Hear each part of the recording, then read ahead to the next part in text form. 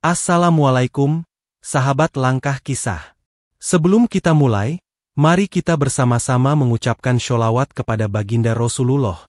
Semoga dengan itu hati kita semakin tenang dan penuh berkah.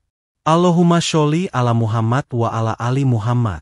Sebelum kita melanjutkan, jangan lupa untuk klik tombol subscribe dan aktifkan lonceng notifikasi agar kamu tak ketinggalan cerita-cerita menarik lainnya hanya di Langkah Kisah. Senin pagi yang biasa diwarnai hiruk-pikuk kota, mendadak digemparkan oleh sebuah video berdurasi 2 menit. Di dalamnya, seorang pria berkaus hitam dan bercelana jeans lusuh sedang duduk di kursi plastik, dikerumuni beberapa wartawan. Di belakangnya, dinding sederhana sebuah warung kopi tampak buram. Namun suara pria itu jelas dan lantang. "Saya sudah cek.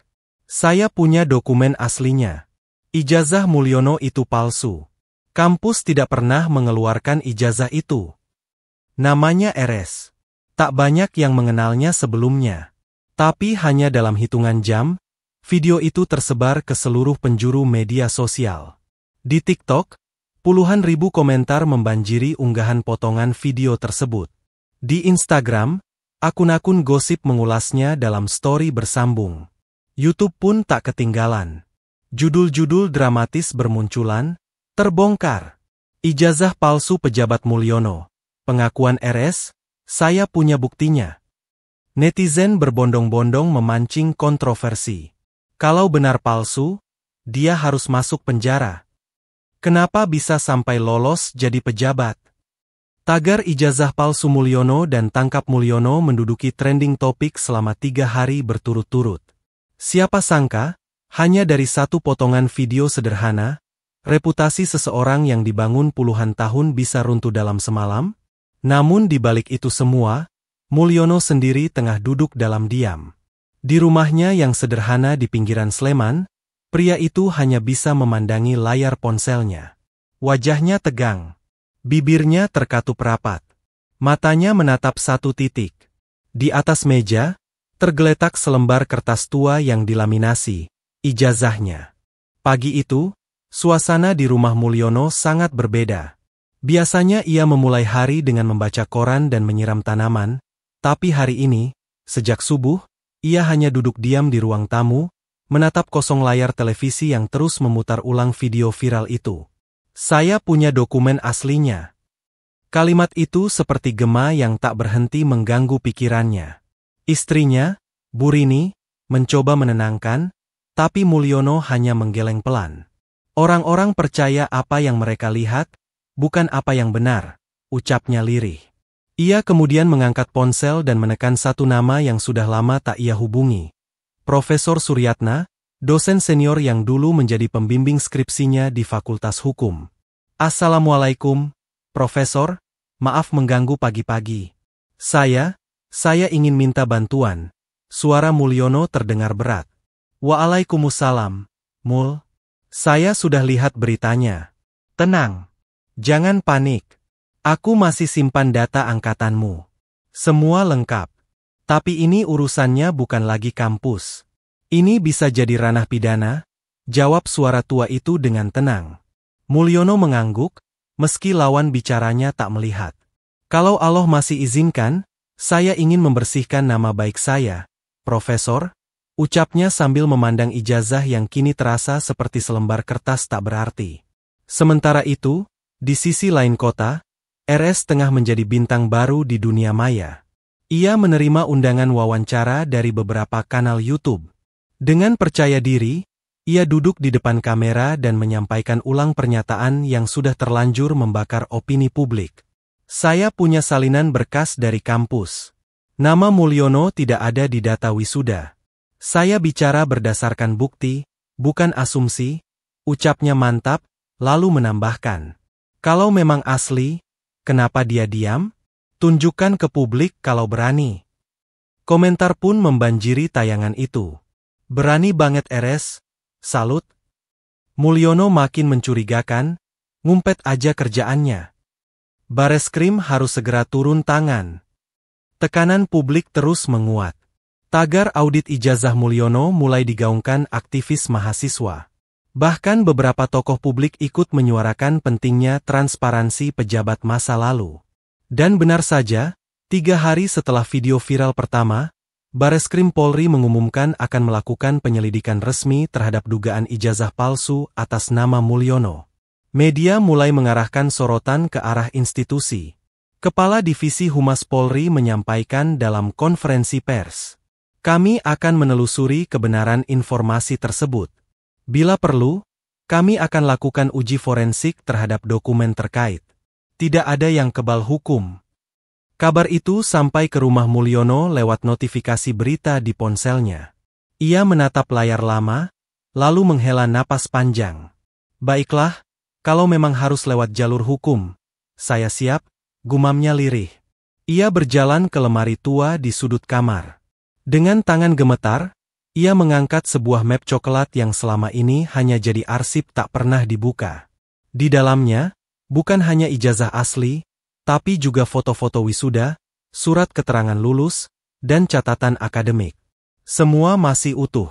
Mulyono tahu, ini bukan lagi soal dokumen. Ini soal nama. Soal kehormatan.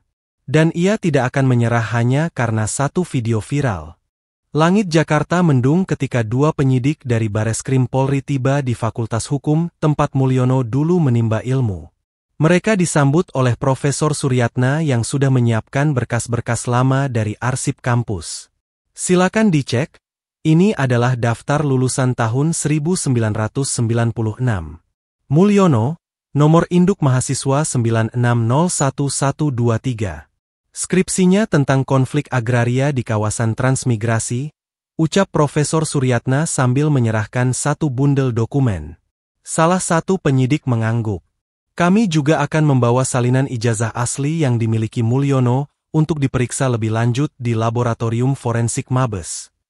Sementara itu, suasana media sosial masih panas. Meski Bareskrim sudah bergerak, akun-akun gosip dan spekulasi liar tetap bermunculan. Beberapa bahkan mulai menyebar versi-versi baru. Katanya ijazah Mulyono hasil cetak ulang, katanya kampus sudah diganti namanya. Bahkan ada yang menyebut Mulyono tak pernah ikut kuliah sama sekali. Di tengah kekacauan opini publik itu, Mulyono datang ke kantor Bareskrim dengan tenang. Ia didampingi seorang pengacara dan membawa map biru berisi semua dokumen aslinya. Di hadapan penyidik, ia menyerahkan satu persatu. Ijazah asli dengan stempel basah fakultas. Surat keterangan lulus dari dekan. Transkrip nilai lengkap dari semester 1 hingga 8. Bahkan foto bersama teman-teman seangkatan di hari wisuda. "Kalau ada yang bilang ini palsu, silakan buktikan," kata Mulyono singkat namun mantap. Proses uji forensik dimulai. Dokumen-dokumen itu dianalisis di Laboratorium Mabes Polri. Jenis tinta, jenis kertas, usia material, bahkan jenis mesin ketik yang digunakan, semuanya diperiksa. Beberapa hari kemudian, hasilnya keluar. Dokumen ini asli. Tidak ada tanda-tanda pemalsuan, tegas Kepala Laboratorium Forensik saat menyampaikan hasilnya ke penyidik. Kabar itu langsung menyebar. Media mainstream mulai menulis artikel-artikel korektif. Bareskrim, ijazah Mulyono asli dan sah. Hasil forensik membantah klaim RS. Bukti Mulyono sah sebagai lulusan Fakultas Hukum. Sementara itu, wajah RS mulai jarang terlihat di media sosial. Beberapa unggahan lamanya dihapus. Komentar-komentar yang dulu memujinya kini berubah jadi cacian. Mana buktinya? Bohong semua ternyata. Kalau begini, harusnya dia yang ditangkap. Fitnah itu kejam, bro. Rusak nama orang. Di Twitter, tagar baru mulai naik. Tangkap RS dan fitnah bukan mainan. Desakan publik berubah arah. Puncaknya terjadi saat konferensi pers resmi digelar oleh Bareskrim Polri. Seorang juru bicara menyampaikan dengan tegas. Setelah dilakukan penyelidikan dan uji forensik, ijazah atas nama Mulyono dinyatakan asli dan sah. Saat ini kami sedang mempertimbangkan proses hukum terhadap pihak yang menyebarkan tuduhan tidak berdasar yang meresahkan publik. Di balik layar, penyidik mulai menyusun bukti terhadap RS. Dan publik pun bersiap menanti satu babak penting. Apakah RS akan mempertanggungjawabkan semua yang telah ia sebarkan? Suasana di depan gedung Bareskrim mendadak ramai. Puluhan mahasiswa berdiri memegang poster. Hentikan fitnah publik. RS harus bertanggung jawab. Kebenaran tidak bisa dibelokkan. Orasi bergema di udara siang yang terik. Seorang mahasiswa mengangkat megafon dan berseru. Kami datang bukan membela individu, tapi membela prinsip keadilan. Jika Mulyono terbukti tidak bersalah, maka siapapun yang menyebarkan fitnah harus diproses hukum. Gelombang desakan tak hanya datang dari jalanan. Di ruang-ruang redaksi, editor berita mulai memperhatikan perubahan arah opini. Beberapa stasiun televisi nasional menyiarkan program khusus yang mengupas perkembangan kasus. Wartawan senior mulai mempertanyakan, apakah ini puncak dari era di mana informasi liar lebih dipercaya ketimbang proses hukum? Sementara itu, di dalam ruang kerja Bareskrim, penyidik mendalami jejak digital RS. Semua rekaman video, unggahan, komentar, dan wawancara dikumpulkan. Tim cybercrime bekerja tanpa jeda. Salah satu penyidik, Kompol Dimas, menatap layar laptopnya. Ia memperbesar salah satu video RS yang paling viral, dan berkata pelan, "Lihat, di sini dia bilang, saya punya salinan berkas dari kampus." Tapi ketika ditanya oleh pewawancara, dia tidak pernah menunjukkan dokumen itu. Bahkan saat diminta klarifikasi, dia menghindar. Penyidik lain menimpali. Kita butuh pernyataan dari kampus bahwa tidak pernah memberikan data itu ke RS. Kalau memang tidak ada akses resmi, berarti dia berbohong. Surat resmi pun dilayangkan ke Fakultas Hukum. Jawabannya tegas, tidak ada catatan permintaan data mahasiswa atas nama RS, dan kampus tidak pernah merilis data apapun kepada publik terkait lulusan mereka tanpa prosedur resmi. Bukti demi bukti terkumpul. Makin jelas, pernyataan RS tidak berdasar dan telah menyesatkan publik. Dan akhirnya, satu langkah krusial diambil. Bareskrim mengumumkan bahwa status RS kini ditingkatkan menjadi terlapor atas dugaan penyebaran berita bohong dan pencemaran nama baik melalui media elektronik sebagaimana diatur dalam Undang-Undang Informasi dan Transaksi Elektronik. Media kembali ramai. Tapi kali ini, arah sorotan bergeser. RS tak lagi tampil di podcast atau kanal YouTube. Ia justru menghilang dari peredaran. Beberapa orang mencoba mencarinya, namun nomor teleponnya tidak aktif, akun media sosialnya kosong, bahkan rumah kontrakannya sudah ditinggal sejak 2 hari lalu. Dia tahu badai ini datang, komentar Kompol Dimas saat menerima laporan hilangnya jejak RS. Tapi ia lupa, rekam digital itu abadi. Sekali melangkah, jejaknya tertinggal. Di sisi lain, Mulyono yang semula diam kini mulai bersuara.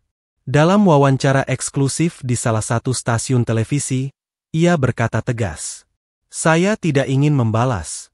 Tapi saya ingin semua orang belajar, bahwa kehormatan tidak boleh dipermainkan hanya karena sensasi."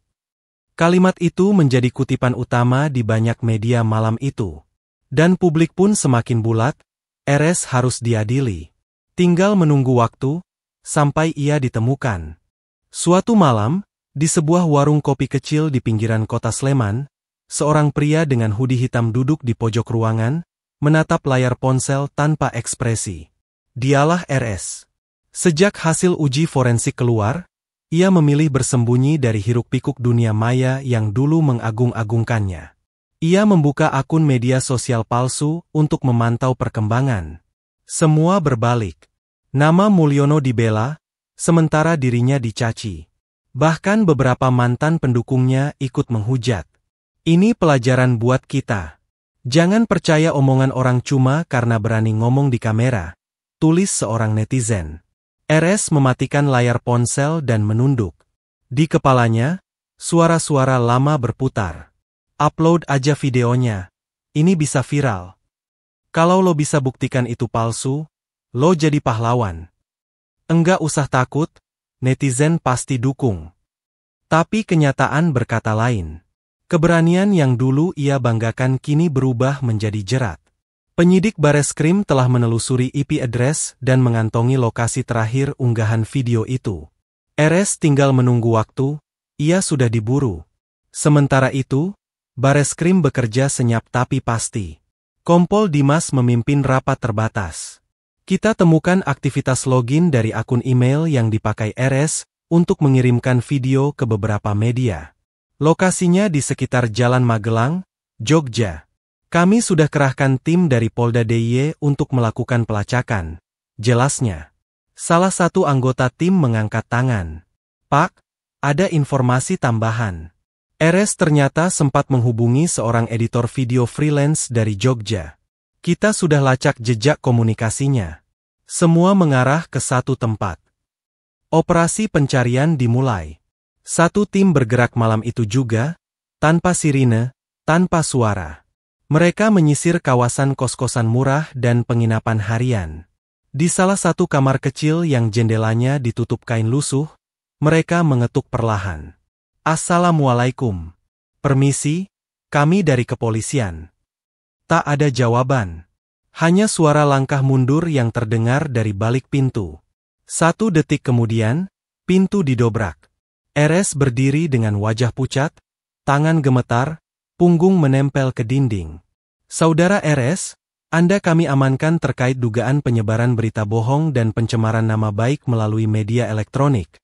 Ucap salah satu anggota tim dengan tenang. RS tak bicara. Tak menolak. Ia hanya mengangguk pelan, seolah tahu hari itu pasti datang. Beberapa jam kemudian, kabar penangkapan RS menyebar. Wartawan berkumpul di depan Bareskrim. Mikrofon, kamera, dan sorotan cahaya siap menanti satu kalimat pembuka. Mulyono menonton dari rumah. Ia tidak tersenyum. Tidak pula membalas. Alhamdulillah, ucap istrinya perlahan. Mulyono hanya mengangguk dan menjawab pelan. Semoga Allah beri pelajaran yang adil untuk semua. Di luar rumahnya, langit mulai terang. Fajar menyingsing, dan nama baik yang hampir terkubur, akhirnya bangkit kembali. Di ruang interogasi Bareskrim yang sunyi dan remang, RS duduk dengan tangan di borgol ringan. Di depannya, 2 penyidik menyusun berkas dan rekaman digital sebagai bukti. Tak ada tekanan fisik, hanya suasana hening yang perlahan mengikis keberanian yang dulu ia banggakan. Kompol Dimas membuka percakapan dengan nada lembut namun tegas. Saudara RS, kami sudah kumpulkan semua unggahan Anda, termasuk video pertama yang viral, komentar lanjutan, dan wawancara di beberapa kanal. Kami ingin tahu satu hal. Atas dasar apa Anda menyatakan ijazah Mulyono palsu? RS menunduk, kedua tangannya saling menggenggam. Suaranya nyaris tak terdengar saat menjawab. Saya, awalnya cuma mau viral. Ada temen yang bilang, kalau berani ngomong soal orang penting, pasti ditonton banyak orang. Saya percaya itu, dan ternyata benar. Penyidik mengangguk, lalu bertanya lagi. Jadi semua yang Anda katakan dalam video itu, tidak berdasarkan bukti apapun. RS menarik napas panjang. Matanya mulai berkaca-kaca. Enggak ada bukti. Saya cuma nebak. Lalu makin banyak orang yang percaya, saya jadi merasa harus terus lanjut. Padahal saya sendiri enggak yakin. Salah satu penyidik membuka map berisi transkrip dan tangkapan layar dari ribuan komentar di media sosial. Akibat dari satu video Anda, nama baik seseorang hancur. Keluarganya dihina, pekerjaannya dipertanyakan, bahkan muncul ancaman dari orang tak dikenal. Apa Anda menyadari itu? RS menunduk lebih dalam. Saya salah. Saya menyesal. Sebuah keheningan menggantung di ruangan. Lalu Kompol Dimas berkata pelan, namun tegas. Penyesalan adalah langkah awal. Tapi kebenaran butuh lebih dari sekadar kata. Anda harus bertanggung jawab. Hari itu, pengacara RS datang dan menyarankan agar kliennya membuat pernyataan terbuka. Sebuah konferensi pers kecil digelar di halaman Bareskrim. Puluhan wartawan berkumpul, sebagian menyiarkan secara langsung. RS berdiri di depan mikrofon, dengan wajah lelah dan suara bergetar. Saya, RS, Dengan ini menyatakan bahwa semua pernyataan saya terkait ijazah Mulyono adalah tidak benar dan tanpa dasar. Saya mohon maaf sebesar-besarnya kepada Pak Mulyono, keluarganya, dan seluruh masyarakat yang saya sesatkan. Saya siap bertanggung jawab. Video itu tersebar di berbagai platform. Banyak yang mencaci, tak sedikit pula yang berkata, lebih baik terlambat mengaku, daripada terus berdusta. Mulyono, yang menyaksikan siaran itu dari ruang kerjanya, tak menunjukkan ekspresi berlebihan. Ia hanya memejamkan mata sejenak dan bergumam lirih. Fitnah itu bisa merusak, tapi kebenaran pasti pulih dengan izin Allah.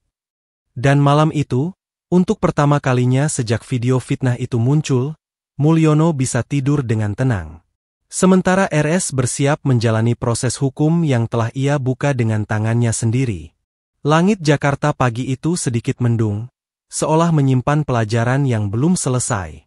Di ruang sidang Pengadilan Negeri Jakarta Selatan, RS duduk di kursi terdakwa dengan wajah yang lebih kurus dan mata yang redup. Jaksa membacakan dakwaan. Penyebaran berita bohong dan pencemaran nama baik melalui media elektronik. Pasal demi pasal dijelaskan, dan semua bukti ditampilkan. Video viral, transkrip wawancara, dan hasil forensik ijazah Mulyono yang sah. Bahkan saksi ahli dari bidang digital forensik dihadirkan untuk memperkuat argumen. Pengacara RS tidak membantah fakta. Mereka hanya memohon keringanan hukuman atas dasar penyesalan dan pengakuan terbuka dari klien mereka. Tapi publik telah menyaksikan kerusakan yang terjadi, keraguan terhadap integritas seseorang, kehilangan kepercayaan terhadap sistem, dan terbukanya ruang fitnah yang tak bisa ditarik kembali. Di luar ruang sidang, suasana tak kalah serius. Media terus meliput, dan masyarakat masih memperbincangkan bagaimana sebuah video, yang direkam tanpa dasar dan bukti, bisa mengguncang reputasi seseorang hanya dalam hitungan hari. Mulyono tak hadir di persidangan. Ia memilih menjalani rutinitas seperti biasa. Di kantornya yang tenang, ia menerima surat resmi dari Bareskrim yang menyatakan, kasus fitnah yang menyeret nama Anda telah selesai. Tidak ada catatan negatif atas ijazah atau identitas Anda. Ia tersenyum tipis dan menggenggam surat itu erat.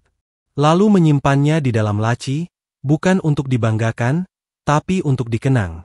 Sebagai pengingat bahwa kesabaran dan kebenaran tak pernah sia-sia. Sementara itu, hakim menjatuhkan vonis.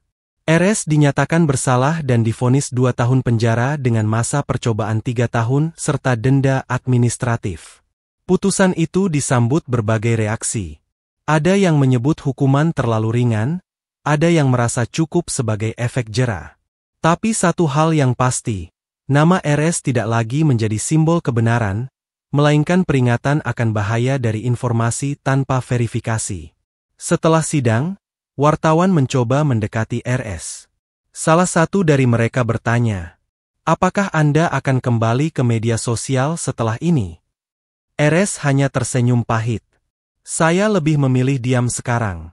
Kata-kata saya dulu sudah cukup menyakiti banyak orang. Dan hari itu, Jakarta kembali berjalan seperti biasa. Lalu lintas padat, berita terus mengalir, dan dunia digital tetap bergemuruh. Namun dari kisah ini, tersisa pelajaran penting. Di era informasi, kebenaran bukan sekadar soal keberanian berbicara, tapi juga tentang tanggung jawab atas setiap kata yang disebar. Karena sekali nama seseorang dihancurkan oleh fitnah, bahkan klarifikasi pun tak selalu mampu mengembalikannya utuh. Maka berhati-hatilah, karena di balik satu jempol, bagikan, bisa tersembunyi kehancuran yang tak terbayangkan.